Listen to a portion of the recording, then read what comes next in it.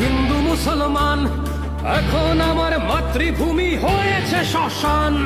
পুজোর মেলায় আগে মুসলমান ভাইয়েরা যেত, ঈদের নিমন্ত্রণে আগে হিন্দুরাও খেত। এখন মন্দির ভেঙে ওরা কারা হাসছে বীরের মতো, 1 বছরে 2500 হিন্দুর বুকে ক্ষত। প্রতিমার হয় বস্ত্রহরণ, আর কি দেখার বাকি? বর্ষিত হবে অভিশাপ যদি